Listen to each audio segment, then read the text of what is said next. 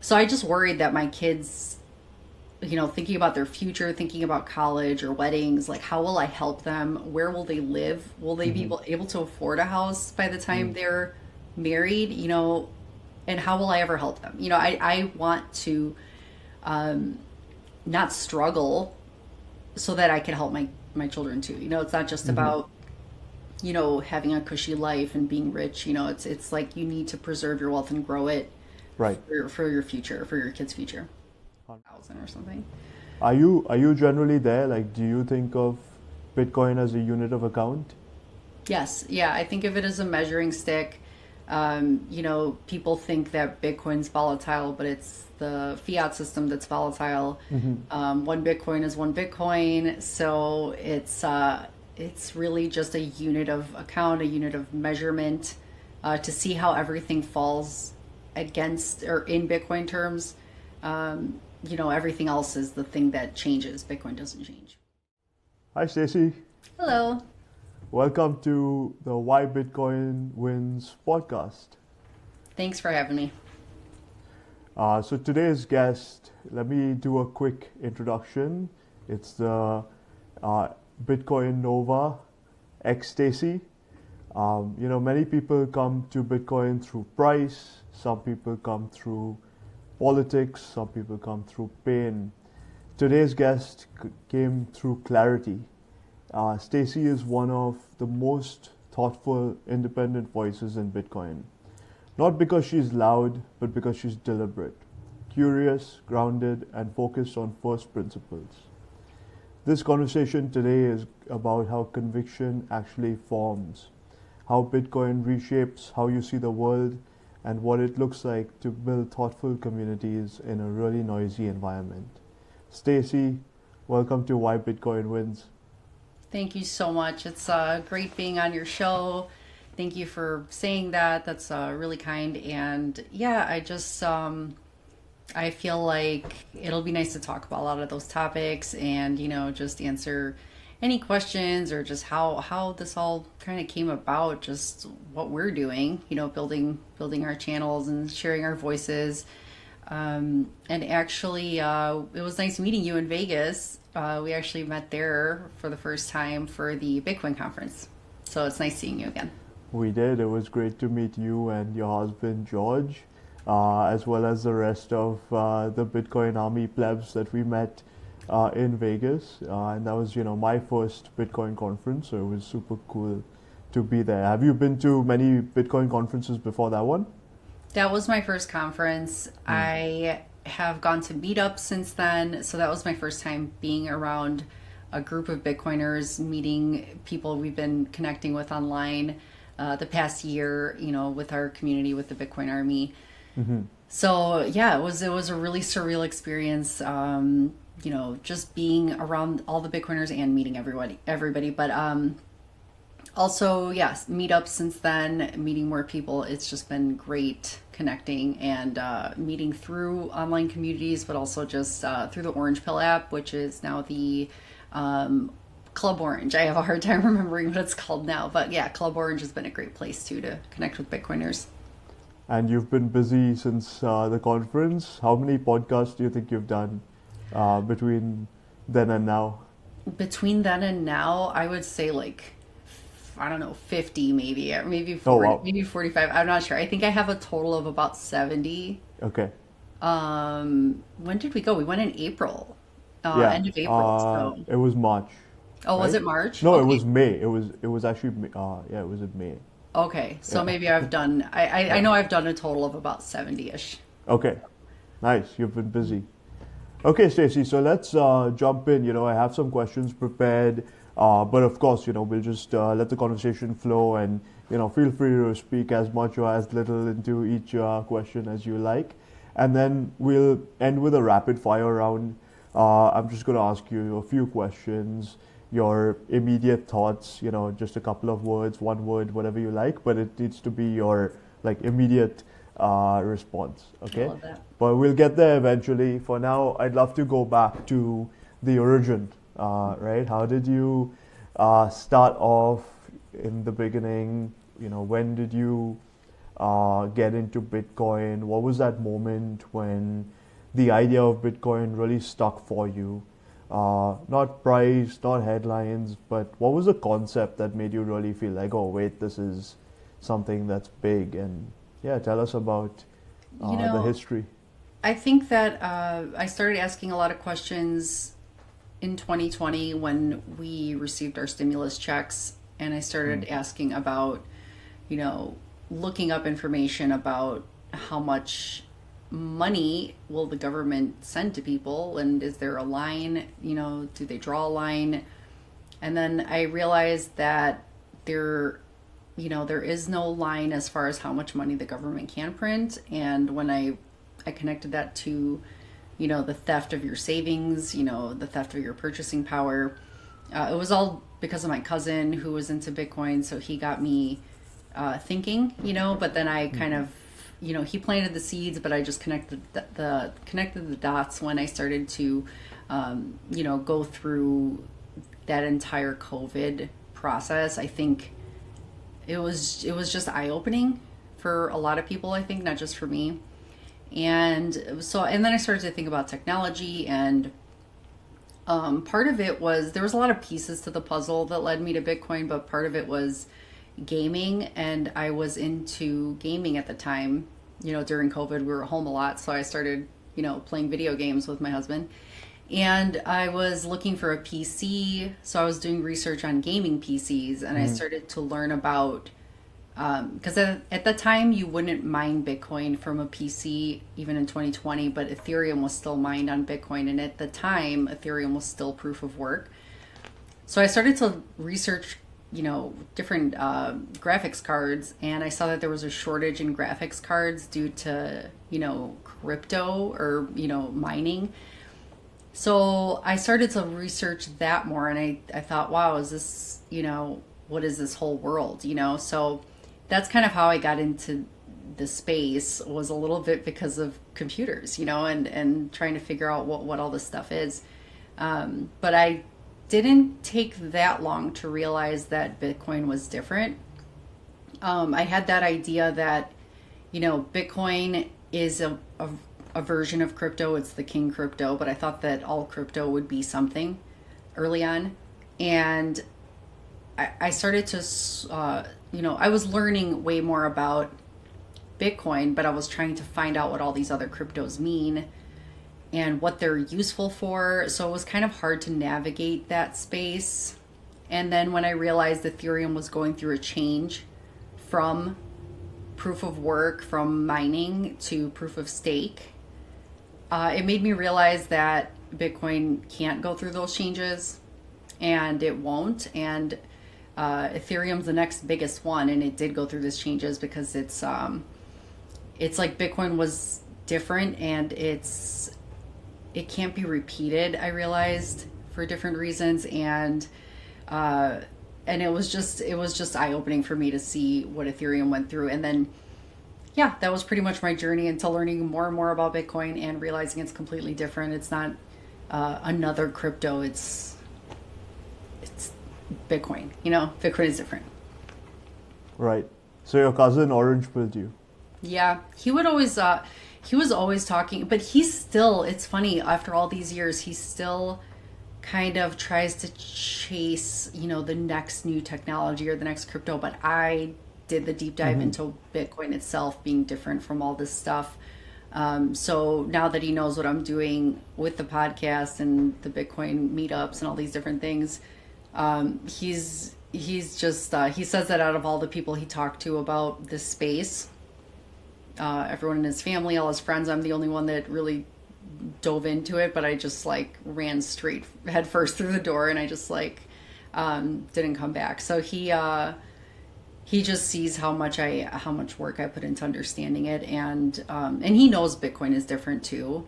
But I just think people are at different stages of their life. Hmm. I'm 10 years older than him. Hmm. So he's at the stage of his life where he understands it, but he's also, buying a house. He just got married and all these things. So I think a lot of his savings had to go into building his life. So he wasn't heavily focused at the time because, he's just at a different point. Hmm. but he gets it. He knows that that's where he knows money is broken.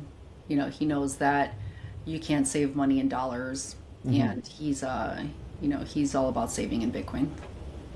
Interesting. So you're almost more of a Bitcoiner than the person who orange pilled you.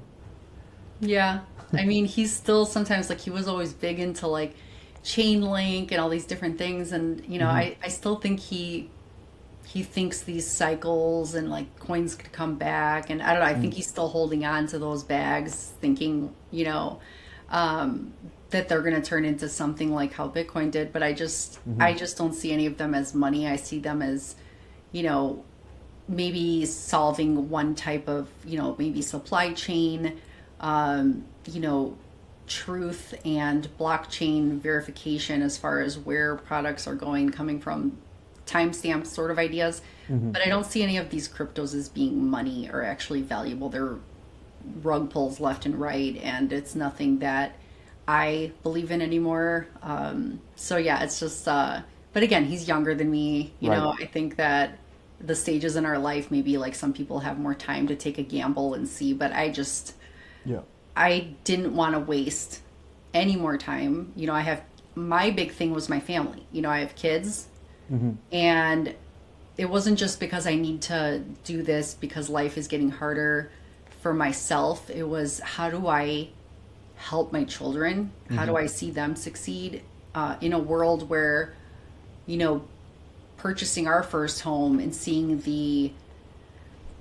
uh, the value increase as much as it did Hmm. since we purchased it, it was another orange pill moment because I realized it's not that my house is worth more dollars, it's that you need more dollars to buy the same house that I live in. So the dollars are more worthless, Hmm. and that's because of inflation. So I just worried that my kids, thinking about their future, thinking about college or weddings, like how will I help them? Where will they live? Will they be Hmm. able to afford a house by the time they're married?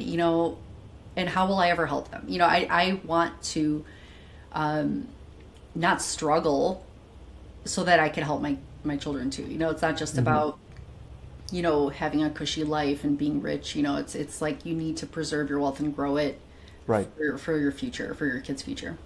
100%. And it's interesting how you see the house appreciate in USD, Hmm. but at the same time depreciate in Bitcoin, Yes. right? When I bought my house, it was 25 Bitcoin, and now it's like 10 Bitcoin, Interesting. I would love right? to do that calculation for my home too. Yeah. That's I always hear people talk about that, like a house at this time would have cost this many, and now Hmm. how it goes down in price in Bitcoin terms.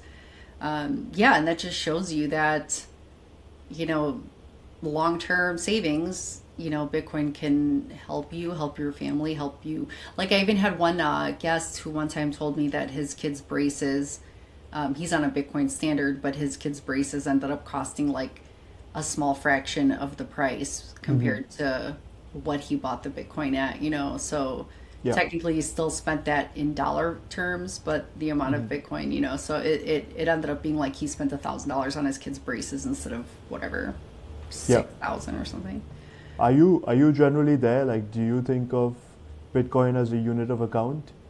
Yes, yeah, I think of it as a measuring stick. People think that Bitcoin's volatile, but it's the fiat system that's volatile. Hmm. One Bitcoin is one Bitcoin, so it's really just a unit of account, a unit of measurement, to see how everything falls against or in Bitcoin terms. Everything else is the thing that changes. Bitcoin doesn't change. Yeah, I think so too, and even when you look at it in different currencies, I think it's quite eye-opening. For example, you look at Bitcoin in 2025 in US dollars, and we were down 6%. But when you look at it in Canadian dollars, you're down 11%, which shows you that the Canadian dollar actually appreciated slightly in Mhm. 2025. And then, the other one that I keep a close eye on is Indian rupees. So when I look at Bitcoin valued in Indian rupees for 2025, it's actually flat. So Right. that shows you that the INR actually depreciated further in 2025. So I really like how you said, Bitcoin is a measuring stick. for keeping governments honest, and to see how much money printing is really going on under the hood as well. Yeah, it's really interesting because the exchange rate fluctuates so much based on where you live and what currency you're Hmm. looking at, and that's all based on their inflation. And Exactly. it's just crazy to think that that Bitcoin is even compared to, but they have to exchange those currencies for Bitcoin, so that's why they have to do that, right? Yep. So you said that it was really 2020 when that first stimulus check that came out, is when you started diving deeper. When was that moment where you went from curiosity to conviction, right? That big difference between this is interesting and where you are today, which is this has changed how I see the world. What closed that gap for you, and walk us through the timeline. So I first bought Bitcoin in the July of 2020, and seeing that it was rising around December of 2020, like end of December. That's actually when I started to think, wow, this is doing something. I'm glad I bought it because I started off being scared, like, what am I buying? What is this thing? But I started seeing other cryptos I was dabbling with also going up, so I just got that weird sort of fever, like crypto fever. I don't Hmm. know what you would call that, but I was just like thinking I gotta save, any money I can save and all of these different things. But I was definitely Hmm. trying to accumulate Bitcoin too. But it was probably in the worst time that people went through in that market cycle was during 20, was it It 2021? was December 2022 when it crashed to Okay. 16K, right? Okay. Yeah, so but before that, like in the spring or something, is when Luna crashed and Hmm. FTX and all those things happened. Right. And I think it was during that time when I started to, I've always had that paranoia, like since I found out about, inflation and what the government's doing and all the lies, I started to just question everything. So I Hmm. always had that like paranoid hat on, and when I started to see things fall, I pivoted, quickly into just Bitcoin because you do have this fear, but I wasn't scared of Hmm. Bitcoin. I was scared of everything else. Right. I knew what Bitcoin was, and I knew that it was different, and I knew that there was so much manipulation. And when it came to the Luna crash, I just felt like it was an attack against crypto, which later I realized the whole choke point 2.0 thing. Um, it made me realize that I was right in what I was thinking. Like it was an attack, So even though I was watching Bitcoin fall, I was still, some people would say, "Oh, you're buying a falling knife," or you're, trying to catch Bitcoin as the price keeps dropping and dropping. I still, you would still put into it. If it fell further, I would just keep working. I would get more, whatever it was, I would just put more. And I was never afraid to keep saving my money in it. I knew it would come back. I knew it was like a short term, like try to scare the markets or whatever was going on economically. There's issues, and it was not going to be a long term thing. However, it was sort of painful, but not to me because of my conviction grew. That was like the worst time where people looked at me like I was crazy, or they like people that I would talk to about Bitcoin. Almost like it was like the elephant in the room, like they didn't want to bring it up, like family, or Hmm. they would think like you must be so sad. But like for me, I was actually, I understood it even more. It was even more conviction. My husband understood that too. He knew that you buy when everyone else is scared, so I'm glad that he was with me on that. So, but yeah, the painful part was, I think, a little bit just not worrying about what people would say, but knowing that they think that I screwed up. And I'm like, Hmm. I didn't screw up. I know what this is, and I'm not afraid, But the other cryptos is what really got me scared, and like I said, I pivoted out of them, and I never turned back, So And then whatever, since now we're at this point, it went back above what it was at the higher level back then. Mm-hmm. And we're going through some more economic pressures and manipulation of sorts. And I'm convicted as ever, so. Mm-hmm. Yeah, it's amazing how in December 2022, when everyone was thinking that Bitcoiners were stupid, most Bitcoiners were celebrating the lower prices, and those are the best opportunities to stack. So, But I think that during that time too was prior to finding the Bitcoin community that I found now. mm-hmm. So going through that, it was almost like it was hard because I was alone as far as my husband knew that I did the work, I put in the work and the research, and I had to relay to him why this is okay, and he Mm-hmm. understood that. But I almost felt like I have to be right about this because he knows that I am learning so much. So I feel like he's trusting me. I'm not going to just like tell him, believe me. I you know what I mean. Believe me about these other cryptos. They're going to be something, and then and then just destroy your time and energy spent working gets depreciated. So I wanted to make sure I put it into something that I knew would last. Mm-hmm. And that's why it was Bitcoin. But I had to tell him, and he like I said, he understood. He's like, we need to buy more if it goes down. Great. And I'm so thankful for that. He's always been like a calm thinking person. He understands what's going on. So it made me happy that that's how his reaction was. He wasn't angry or scared or any of those things. Mm-hmm. But if I had community back then, which that's why I think it's so great now to have, the Bitcoiners that we've met and the Bitcoin community we've created, the whole Bitcoin army, it's just, if people are going through that for the first time, they're not going through it alone. Like, we're posting about or sharing stories about how we went through that. I didn't know from anybody how that was. I just heard from podcasters that are like, oh, this cycle, like I would do the financial market thing. I would look at Bitcoin technical analysis and stuff, look at the history of the chart. I knew it was just like in the big picture, it's short term, what's happening. But so I learned that from the research I did, from the YouTubers I watched. But I just think that it's not like I had people to talk to really, like to actually have comfort in it. So I had to really understand this on my own. So I don't know. It's just good to have support, pretty much, is what I'm saying. Absolutely.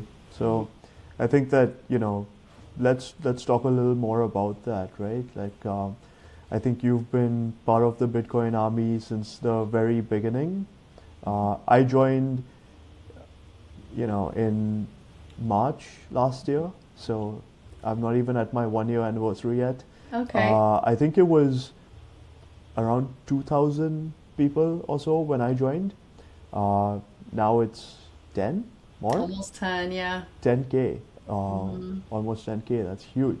Yeah. And yeah, so talk to us about the Bitcoin army and more broadly, building communities and, like you were talking about, using those communities in a way to, feel better when the price is low, or,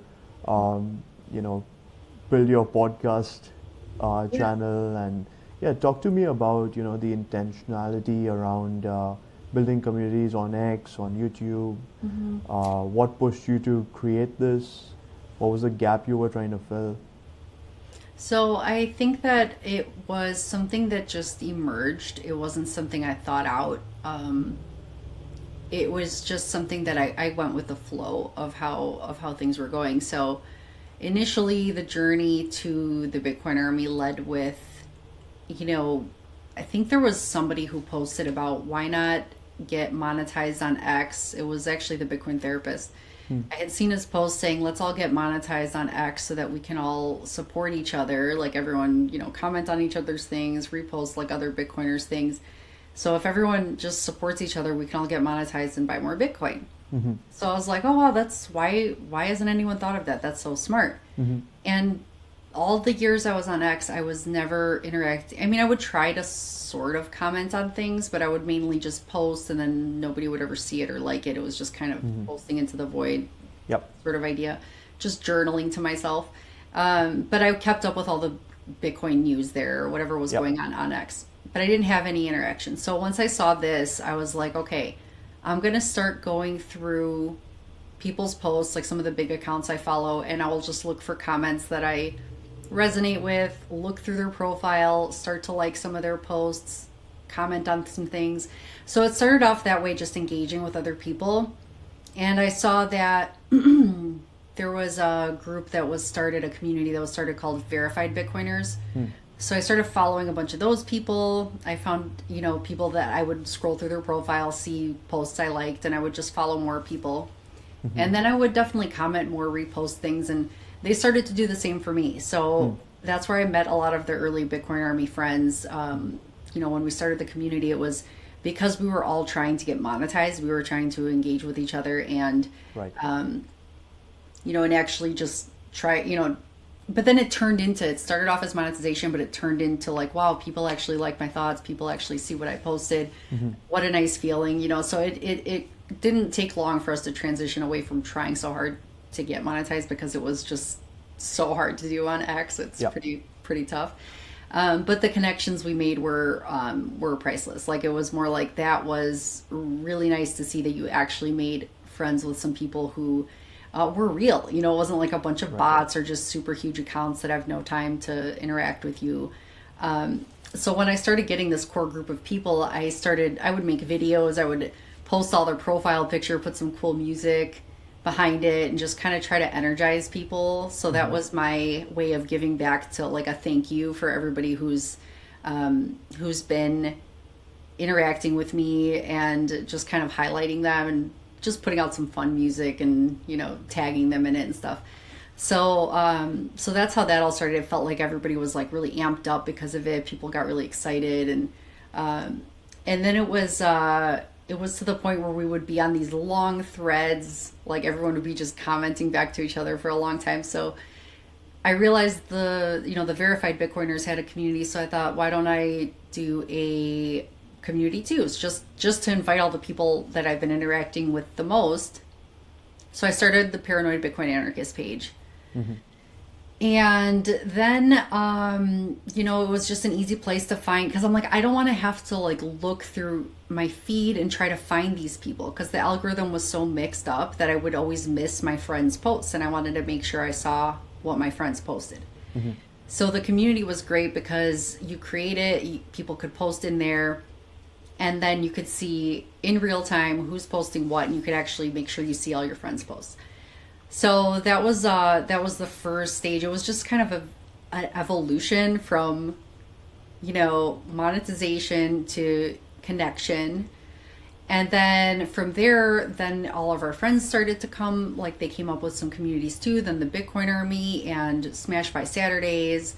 There was Satoshi's that was created. There was a running club. There was all these different, clubs. Everyone was like, you know what, this is what I love, and this is what I want to focus and see, like curate your own feed kind of in your own community.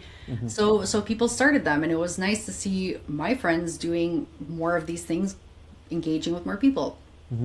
So the Bitcoin Army was, I think, the first one, and then they were really good about sharing the new plebs every day, sharing who's joining, and it was just amplifying the signal as far as like, hey, look, we have new people. Let's show who they are. It was Michelle and Rob that post every time there are new plebs posted. So then it was attracting more and more people. So it grew from that point to where it is now, like 10,000 people.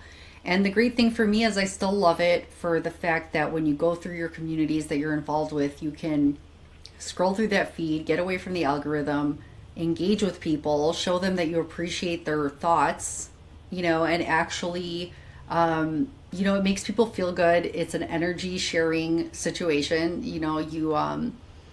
because people are tired of kind of being alone on the timeline, so It makes people feel seen, and I always would encourage people to speak up. So speak up in spaces. I don't think we started spaces back then. It was spaces came later.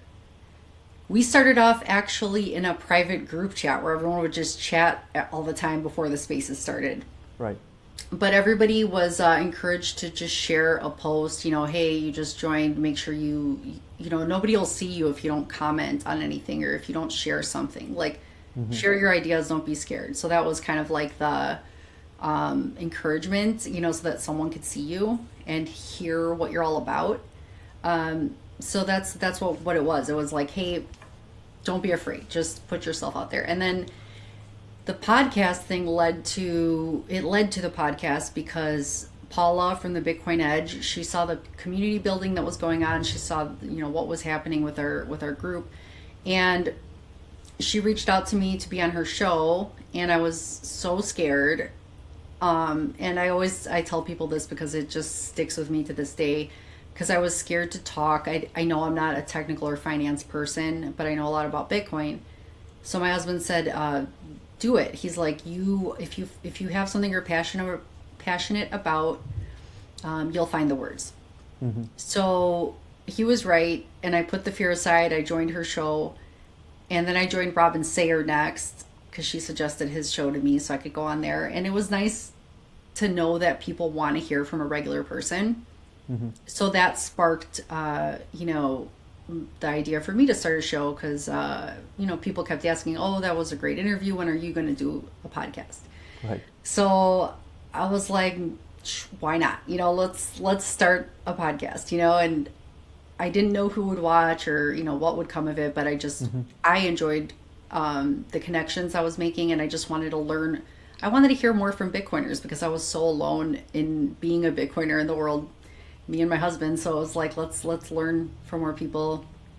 And being a hairdresser, I'm already used to talking to people. So I'm like, let's get to know Bitcoin people this time. So I started having guests, and I would share them in the army. They would, people that would, follow, they would repost it. It was just nice that people actually that listened to the episodes, they actually liked, I don't know, I guess it was just because it wasn't finance focused or tech focused. It was just more people talking, about whatever they wanted to share, their journey or their thoughts about what's going on in the world or just really anything. I just love talking to Bitcoiners.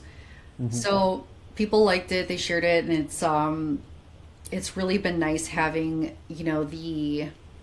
the support as far as people's voices to share, with the connections I've made. I've been able to find more guests through the communities, and then because of the community, they suggest other people to me to be on the show. So it's been helpful to find more Bitcoiners to speak with and share their story and, amplify their message and voice. And it just evolved, and sorry I'm talking for so long about this, but No, it's great. Please keep going.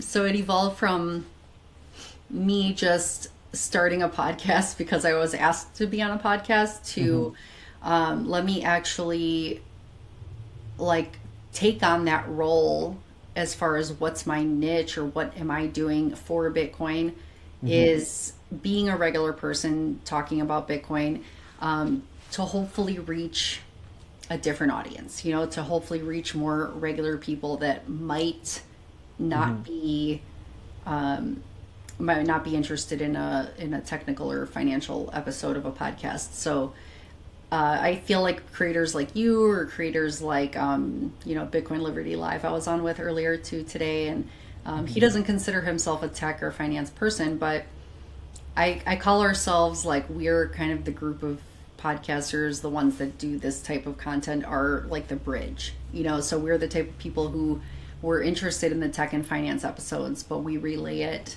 in a normal sort of more easy to digest way to hopefully a different audience that could find Bitcoin. I've always loved my conversations with my barbers. Whenever I'm getting a haircut or shave, trim, it's a really good conversation. It's a really good vibe. Do you find yourself constantly trying to orange pill people when you're doing hair? I did for a long time, Right. and I still have my ways of doing it. But I did always, like you said, I have great conversations with people. I think it's something that with experience in this industry, you're used to kind of finding a way to connect with people. So even if somebody looks like they're not very much in the mood to talk, you can kind of feel them out, or you can start a conversation.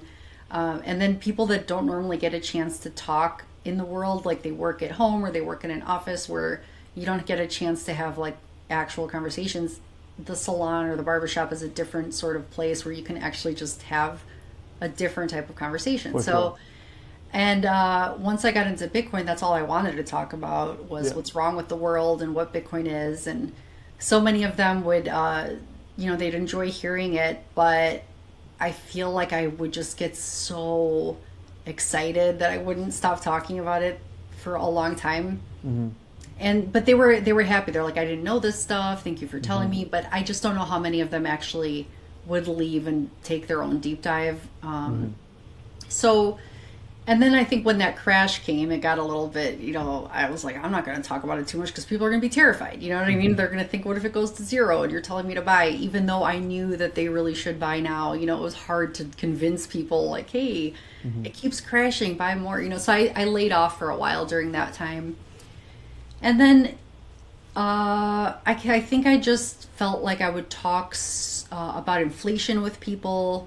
I would try to talk more about what's wrong with the world. And then eventually, if they seemed interested enough, or, then I would get to Bitcoin. Because so many people come into the salon talking about how expensive life is getting and how expensive groceries are, or taxes. So that would be an easy door for me to open and get into the Bitcoin conversation. And then there were times later on where I would offer discounts if they downloaded Cash App and bought Bitcoin and paid in it. Some people did that and it was so easy for them to do that they thought, oh, wow, now I got a discount. I know how easy it is. And now I can actually know where to buy Bitcoin. So that was a nice way too. But with the podcast now, a lot of my clients know that I've been doing it. They've been following me. Some of them come in saying they watched my episodes. They're, a good amount, like people have learned about it. They have bought Bitcoin. One older man listened to my episode with Lawrence Lepard. He said he went not all in on self-custody, but he took everything he had in his retirement account and transferred it to a Bitcoin fund, so that was a win for me. I thought at least he didn't want to take the tax hit, but he still got exposure to Bitcoin, and for an older person to do that, that's pretty awesome, to see that he just, he's like, I'm going to buy his book next and read it, So yeah, I talked about it a lot, but now I can refer them to my podcast and say, hey, I have sections for everybody now. I started off with just the long form content and some shorts. Then I have the hive-minded episodes of the show, which are more focused for like people who've already been in Bitcoin for a long time and just want to hang out with Bitcoiners and hear us, just banter. So that's more of like a fun kind of let loose sort of series. And then I have a new series I started with my husband, who is a teacher, and I'm really excited about it because he is a different voice on my channel. You don't have to hear my voice every single time you get onto the channel, but it's his voice, and he, we just do it very short, Bitcoin educational, informative clips that teach you about Bitcoin in small doses, so that people who would normally get bored and not want to, sit through a long episode trying to understand it in one shot, you get these little clips to understand Bitcoin one piece at a time. So that's for beginners, so that's like a nice section that I recently added with him, which I'm really happy about. So it's like for just more philosophical kind of journey focus, like relating to other people, like the human side of it, and then the banter, and then the beginner Bitcoin. So I don't know, there's a lot of parts, which I'm happy about. That's awesome. And your husband, George, I mean, he seems like such a great guy. When I met both of you, such good vibes from both of you. And it's so cool to see both of you doing, more together. And the next time that I have you on, I think it would be great if we had both of you together as well. So, That'd be um, awesome. Yeah, he's getting 100%. more comfortable. I feel like he's definitely not a shy person. Hmm. He's more outgoing than I am. I'm usually the one who, when we go out in public, he's the one starting up conversations with people and I'm like, how do you Hmm. do that? You're talking to our waitress or our waiter and they're just laughing with you. I'm like, I don't get it. Like I'm usually just like, thank you for the food, and I don't interact, but he's so good at it. So I think I learned a lot from him maybe over the years as far as with my clients, which led to the podcasting, but Hmm.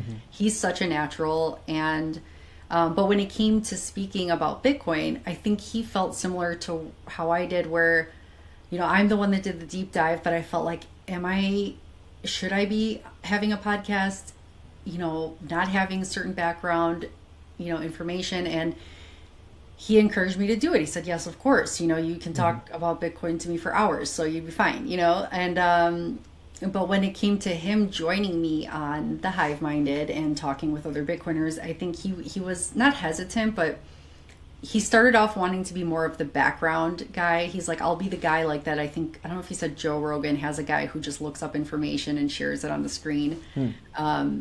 And just he could be there to like search things for us and screen share. But Hmm. he's participating and he's having fun. And he knows so much about Bitcoin, but he doesn't have to talk Bitcoin all day. Right. So it's just really fun because he adds that, different sort of vibe. He's just witty and funny and stuff, Hmm. so I love the combination, the dynamic we have with Killer Bee and my Bitcoin cousin and Jeeves. It's just so much fun. Yeah. So but having, I don't know, meeting him, I'm glad you said that. He's down to earth, Hmm. a really real person. I'm so grateful. For sure. He just has that really approachable vibe. He's Um, like chill, like super yeah. relaxed, like chill, but Yeah. I'm more of the hype one. I'm like, oh my God, like he's No, you super chill, seem. but he's like, he's open. He doesn't feel Yeah. like he's, I don't know. You get it. Yeah, I do. I do. You seem chill to me, Thank you. so Thank you. you can take that Okay. compliment. Because I'm one of Um, those fads, but I'm glad you said it. So I can tell people I'm chill. 100%. So tell me, how did Bitcoin change how you approach hairdressing or your business in general, right? Has it made you think about how you run your business differently? Do you think about, you mentioned you accept payments in Bitcoin. Is that still true? And then, do you think about a business strategic Bitcoin reserve? Do you think about hiring people in a different way than you did before or after Bitcoin? And overall, does Bitcoin change your identity, how you think, who you are, and that would, go into your personal life as well as your how you run your business. Well, this probably wouldn't make my mom super happy, but I think that honestly, it has changed me as who I am as a person. Hmm. Um, I love doing hair because it's something that she was amazing at it. She taught me everything I know, so I have a lot of experience in it. So it's something I love also because it makes people happy. When people feel good, they look good, they feel good. So I feel like I change people's energy by having a good conversation with them, have them leaving feeling better. So I love that part of it, the human side of it, and actually having a place where people can talk. It's nice, but it is a family business. It is me and my mom and like two other barbers. So it's a small place, and I've been doing it for so many years. I think I've been doing it since I was 18. So I've been working for a long time. 41 now, but you know, seeing how I've worked over the years in this career, that's another reason why I was orange pilled because I'm seeing the business change. I'm seeing how people spend money change. I'm seeing that people come in less between appointments. They're waiting longer between appointments to come in, especially the women. And they don't have as many events to go to, and things have changed. Since 2020 especially. So it's been very eye-opening and hard to watch that happen in a way. But it's also kind of poetic because in the way that I'm finding out a bit about Bitcoin during this shift, where I'm seeing small businesses struggle and people struggle, it's hurt us because you can't, you're supposed to raise prices during inflation, right? Everybody's raised their price. Fast food's gone up like double, so everything's gone up. But as a small business, if we raise the prices more at the salon, then people come in even less often, so it's like business is already slow, but then you're walking a fine line between how much it's been tough, it's hard to navigate that. So of course I'm saving in Bitcoin for the business to, and the family, it's all, Bitcoin savings, that's all it is.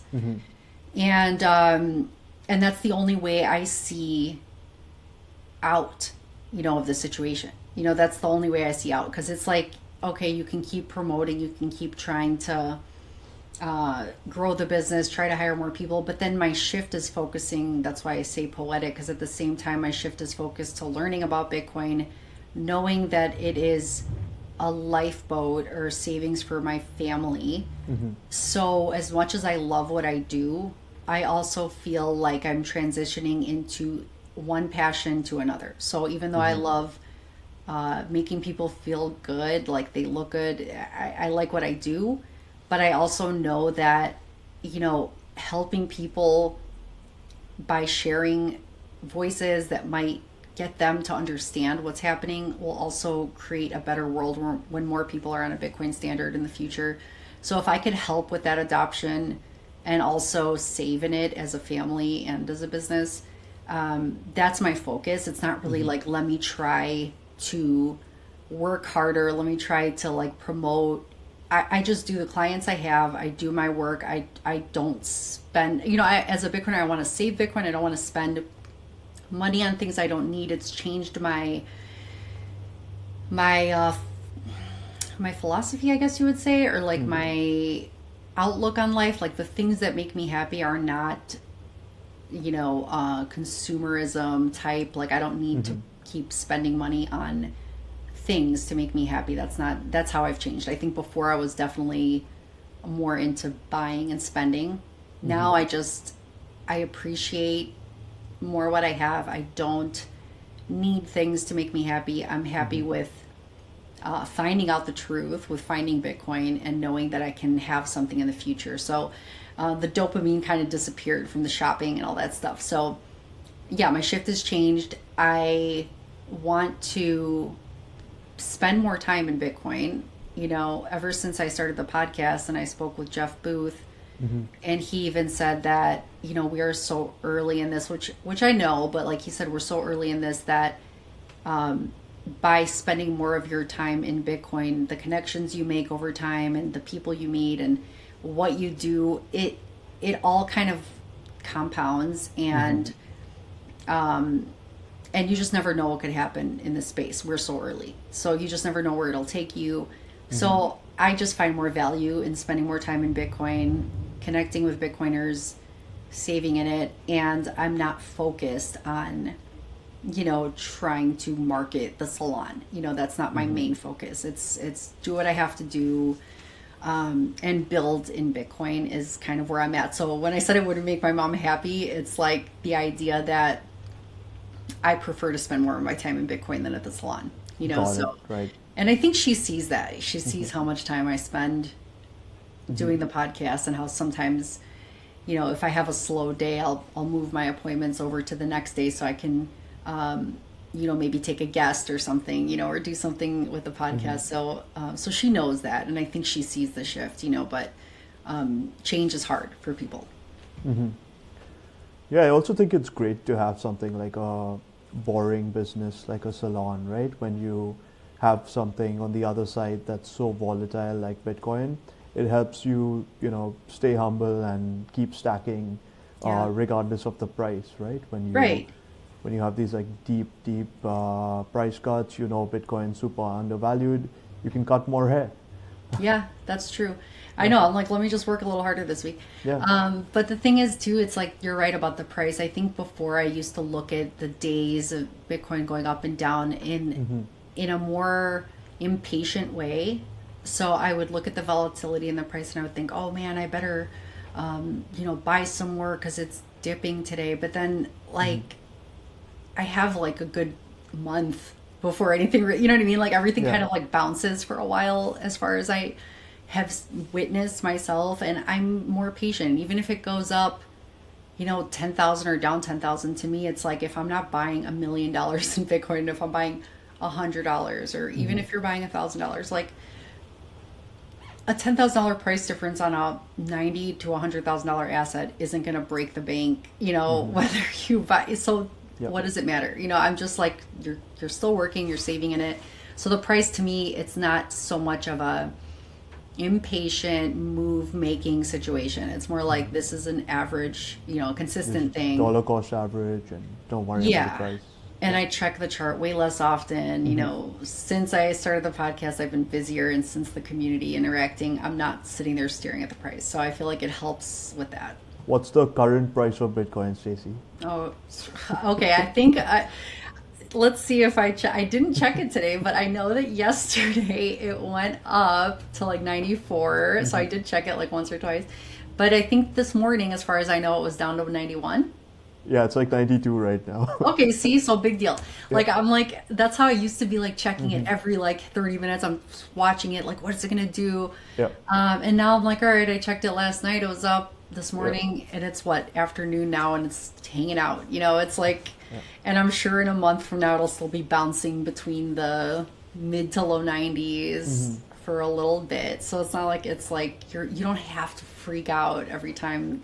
Yeah, nothing would Especially for- surprise me anymore. I mean, Yeah. it could go up 20% tomorrow. It could go down 20% tomorrow. Like, Yeah. it's And if you're not irrelevant. buying Yeah. like insane amounts of fiat worth of Bitcoin, like those little bits don't matter. And even if they, I don't know, I just think chill out about it. Just just average in. Dollar cost averaging was my favorite thing I learned from my cousin. He was the one who taught me about what that is. So I was thankful for that. But as far as the salon paying in Bitcoin thing, which I love, is I found out that the Square payment system has Bitcoin payments. They started Bitcoin payments That's this right. November. In the US only, though. Oh, really? I didn't know that. Yeah, Okay. yeah. So in the US only, but I didn't know that they already had Bitcoin conversion features available for the last year. So if I had known that, I would have switched to Square way sooner. I think it's great because you could just transfer automatically into Bitcoin whatever percentage, up to 50% of your sales can go into Bitcoin. So you could choose the amount, but I love that it does that. And since November, you were able to take payments in Bitcoin. The only thing that I'm still upset about was I had my first Bitcoin haircut person, like actual Bitcoiner that I met through the meetups. He came in for a haircut. He wanted to pay me in Bitcoin since I got Square, but we had to do the traditional peer-to-peer, which is great. It was super fast. We used Lightning and we used Strike and made it happen through our phones. So even if you don't have a payment system enabled, you could still accept Bitcoin. It was fine. I did it that way. The only thing is the system. I didn't know what I was doing wrong. I told him, I swear I enabled the Bitcoin payments, but it's not letting us choose Bitcoin as an option.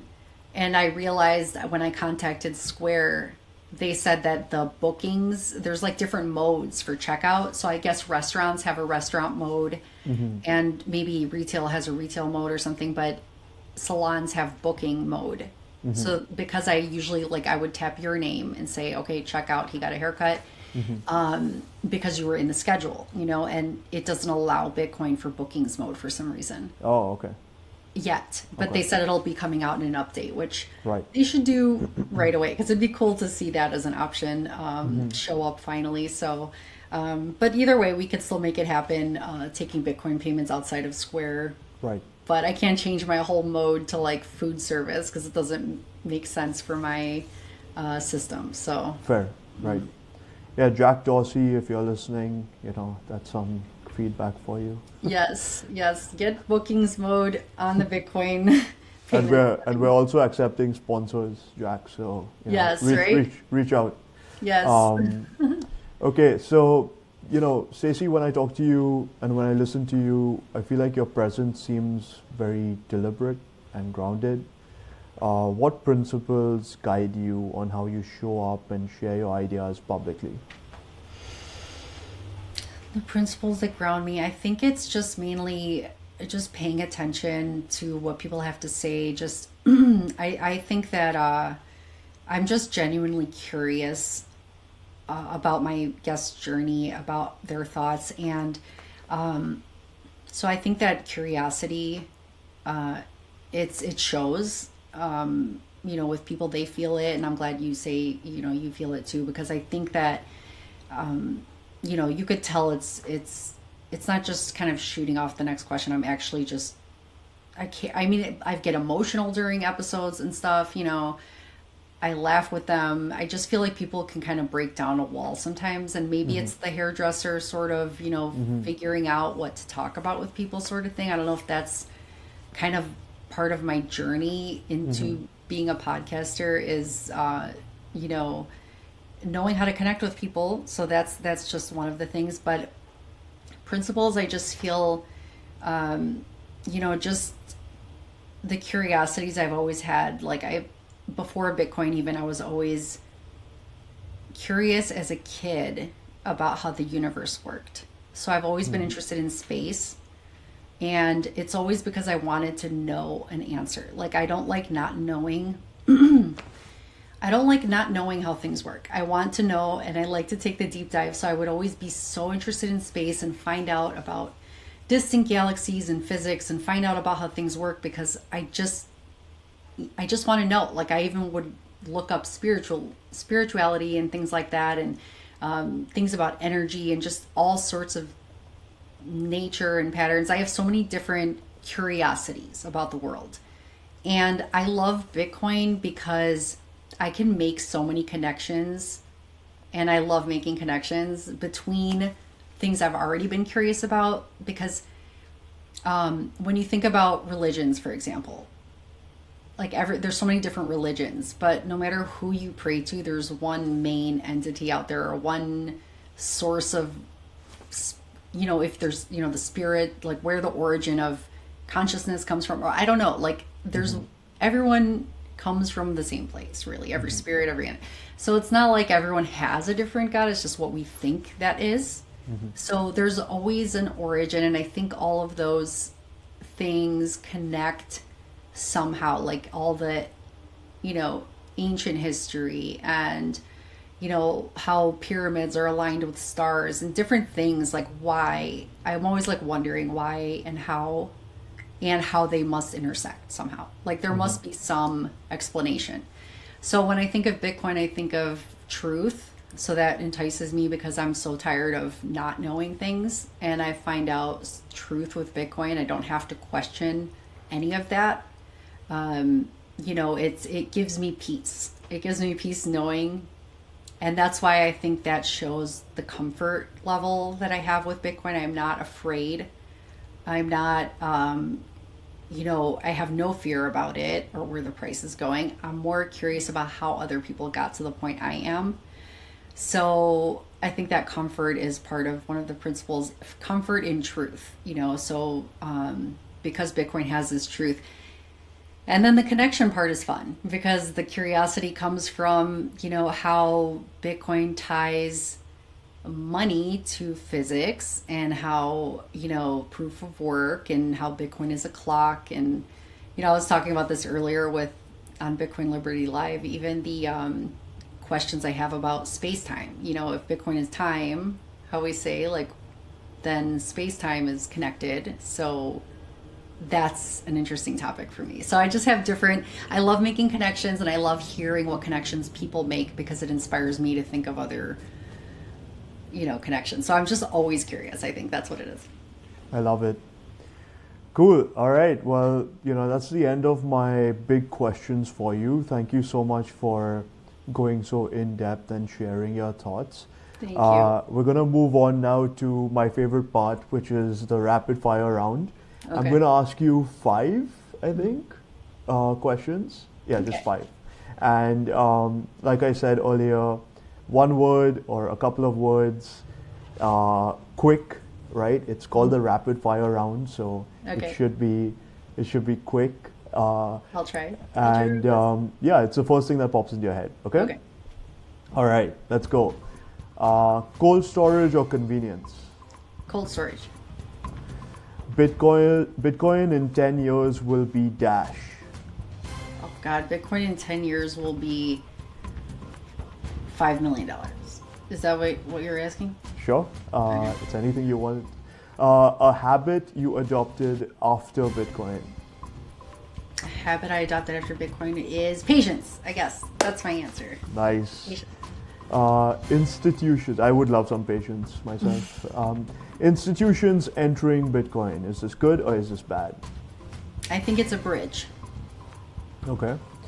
The Bitcoin army is dash. It is inspiration and connection.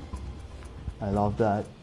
All right, Staci, thank you so much. This was a grounded, honest conversation, and I really appreciate the clarity that you bring to Bitcoin. Thank For you. people listening, Bitcoin doesn't require belief, it rewards careful thinking over time.